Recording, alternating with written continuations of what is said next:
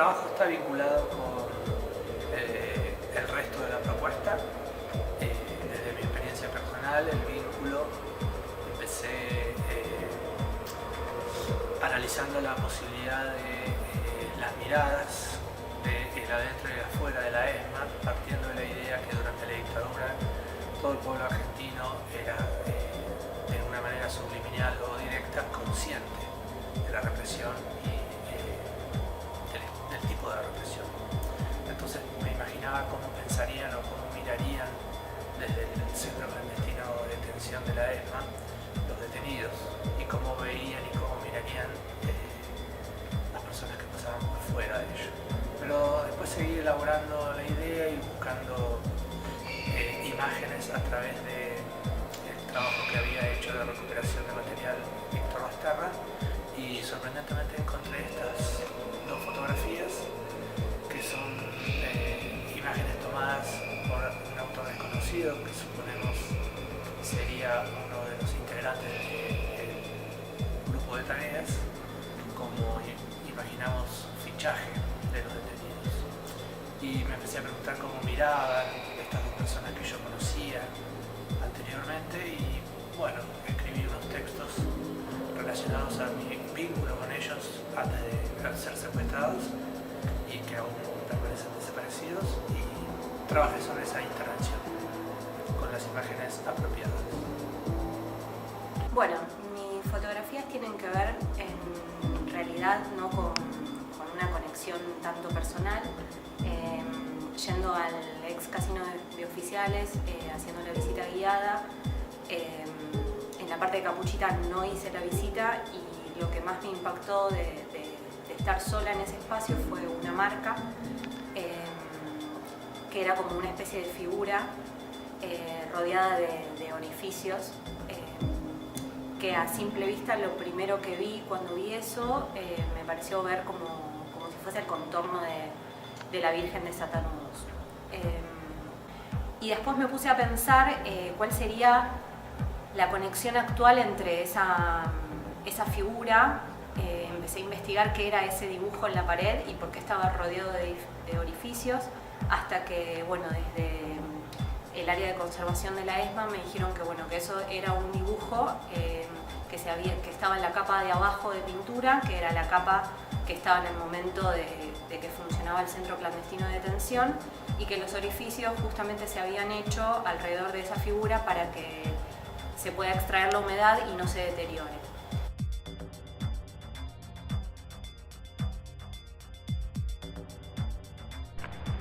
La línea de trabajo que estoy desarrollando pasa por un cruce entre los detalles imperceptibles que encontré en el suelo del Conti y los pequeños vaivenes de la volatilidad de los vínculos en mi vida cotidiana. A partir de una arqueología de lo mínimo, en ambos casos trato de volverme recolector de lo imperceptible, tratando de dejar que el azar cumpla su función de guiar algo de lo que hoy estoy buscando. A partir del recurso de las bolsitas de plástico, estructuro el material que voy encontrando sintiendo, invirtiendo la relación entre el soporte fotográfico y la materialidad de lo recolectado. Fotografío las cosas y pongo fotos dentro de las bolsas, que son acompañadas por la sensación del momento. De esta forma, la serie del azar y del sentimiento es un modo de registrar, de forma mínima y meticulosa, un estado de ánimo del momento en que se cruzan la historia personal cotidiana con la historia del predio en el detalle.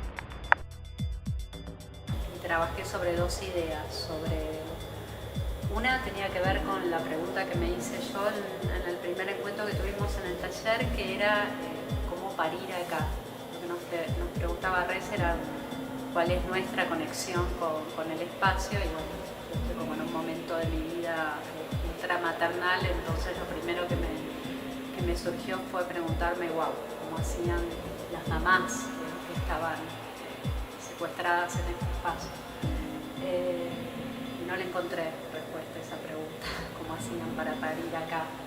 Pero un día caminando por el espacio, que esa propuesta también me parece que estuvo buena, y caminando por las áreas cercanas al casino de Oficiales, lo que encontré fueron plantitas que emergían entre el cemento. Entonces mi idea fue trabajar con la fuerza vital por ahí, la fuerza la naturaleza abriéndose camino ante el horror. Bueno, esa fue como mi única respuesta posible a cómo parían las mujeres acá. Y bueno, eso tenía que ver con este trabajo. Y con el otro trabajo, lo que me generó una impresión muy grande fue, porque además es una historia que yo no conocía, es que la casa de la familia Chamorro estaba en el casino de Oficiales, yo es algo que no sabía. Y recorrer ese espacio como una casa de familia montada en ese lugar. Bueno, el trabajo que yo desarrollé aquí con el grupo de La Conexión, digamos que fue muy significativo en tanto apropiarse personal, emocionalmente y éticamente de un lugar en donde transcurrieron muchas cosas como muy significativas de la historia argentina. Entonces, la manera era, digamos, el proyecto era como tratar de capturar un poco como la desazón, la tristeza, la angustia de lo que representa la historia anterior de la ESMA y traspasarlo a un lenguaje audiovisual que estuviera emparentado con la vanguardia, la vanguardia en el sentido de no crear un corto narrativo, sino un corto que descansara específicamente en imágenes.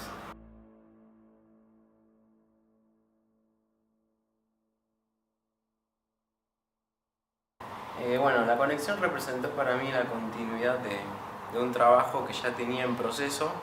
Estaba trabado, lo que logró este trabajo y mirada colectivo fue un poco conectar en el espacio, desde el espacio físico, mientras en lo conceptual relacionábamos nuestra vida personal con el espacio en sí. Este trabajo está relacionado a mi abuelo, al retrato que nunca pude realizarle, entonces hago un despliegue de objetos experimentando en el espacio físico, evocando también un poco ese retrato hoy día inexistente y que tampoco nunca va a existir. Bueno, yo partí de una pregunta, un interrogante, que era cómo es posible que mientras en este lugar se torturaba y se detenía gente, al mismo tiempo la vida de mi familia continuaba de manera normal, digamos, ¿no? Como la de muchas otras familias, cómo esos dos mundos convivían, el del terror y el de las vidas familiares que continuaban a pesar del terror. Partiendo de las sensaciones que esa pregunta me genera, fue que fui haciendo sesiones de fotos del archivo familiar y fotos que yo fui tomando tanto en este lugar como en otros lugares relacionados con la dictadura y en el barrio.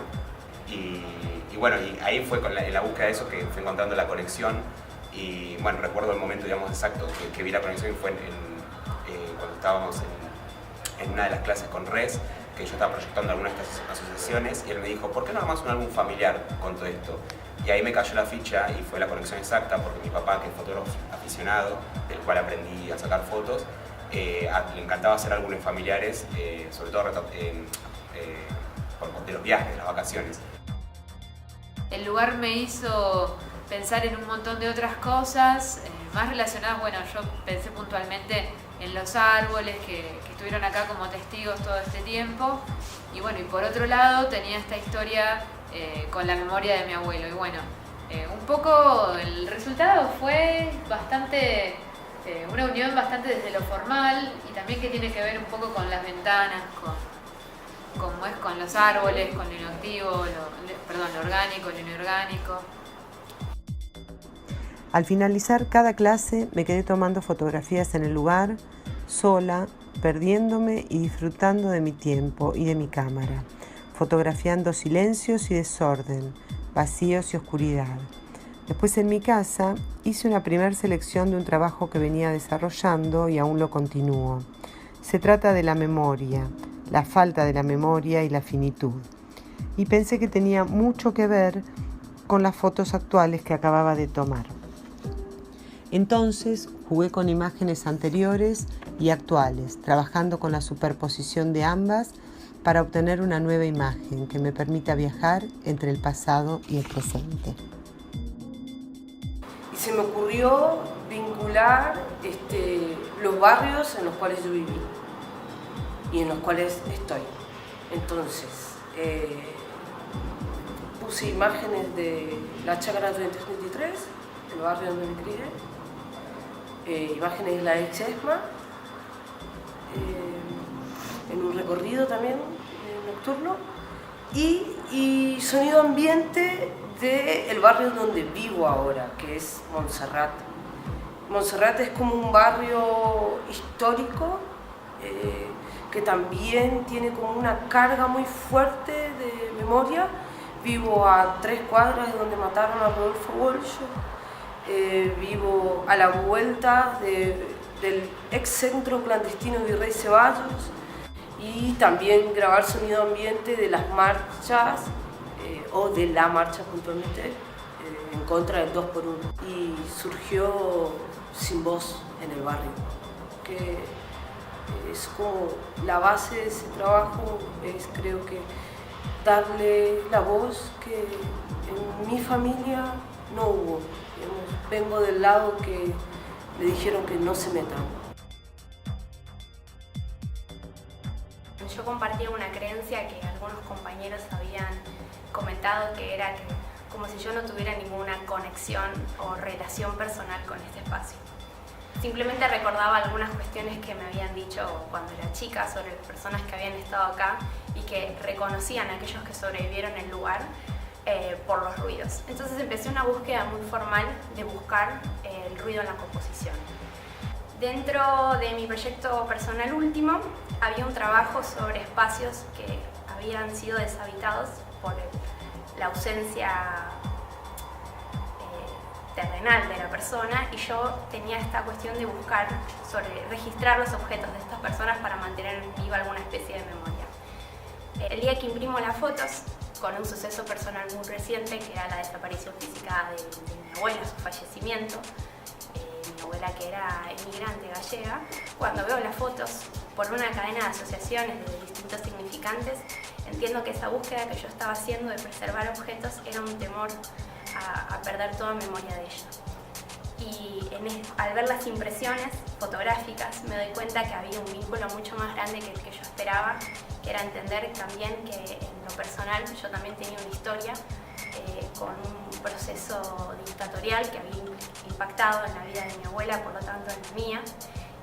Y al ver esas dos fotos juntas, una que representaba más mi preocupación por mantener viva la historia de mi abuela y las fotos del Conti que encerraban como una especie de laberinto, entendí que yo estaba haciendo una asociación muy inconsciente y entendí que había una conexión mucho más profunda entre mi historia y la del Conti.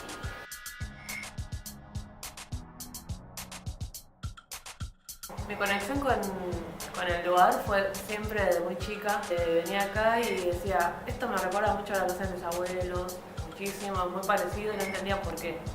Y empecé a investigar, me fijé la fecha de construcción de este lugar, de la casa de mis abuelos, y descubrí que había sido en el mismo año, que pertenecía a la Marina, que el diseño del lugar era por algo, porque... Y bueno, entonces empecé a trabajar más que nada con este lugar, ¿no? Porque tenía mucho material de archivo de la casa de mis abuelos en Radio Nacional, que es en Pacheco. Entonces vine, saqué unas fotos, empecé como a rever todo ese archivo, generé algunas como uniones entre las fotos y traté de que se fumara un poco ese límite.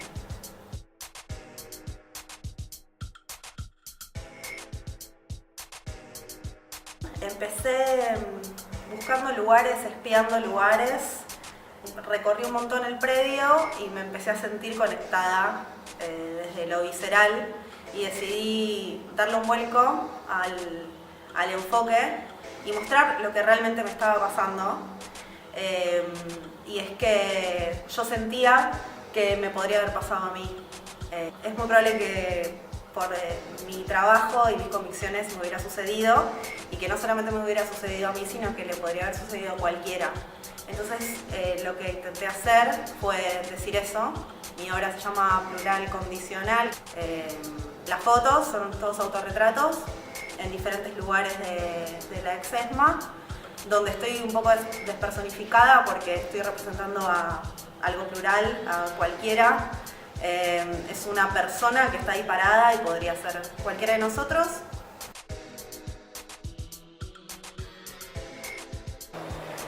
Yo venía sacándole fotos a mis hijos, Luciano y Julia. Venía como haciendo un recorrido desde intentar hacer una construcción de una memoria de lo más íntimo, de lo más familiar. Y bueno, con la propuesta del taller, el cruce que me planteé y que empecé como a transitar tenía que ver con un recorrido de meter esta experiencia que yo venía desarrollando en este contexto.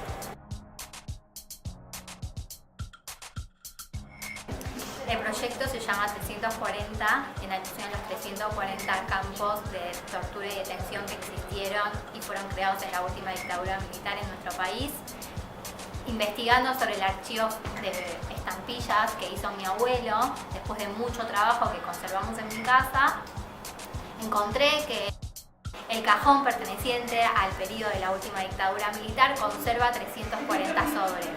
Los sobres y las estampillas, escritos con la letra de mi abuelo, son la historia oficial, lo que los militares contaban para el afuera que pasaba. Lo que pasaba puertas adentro es lo que pasaba en el predio de la ESMA, en donde en el casino oficiales eran torturados distintas mujeres y hombres, donde también se dio a luz a distintas personas. Las estampillas en este proyecto fotográfico se mezclan con los rastros de estas personas que pasaron por el centro de detención.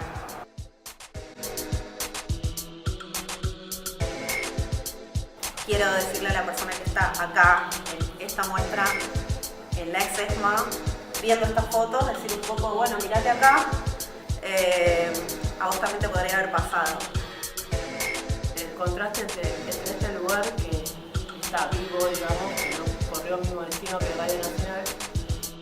Creo que es necesario recordar porque es tanto en mi historia personal todo lo que le pasó a ella como lo que pasó en el país, porque todo lo que negamos si no se vuelve a repetir.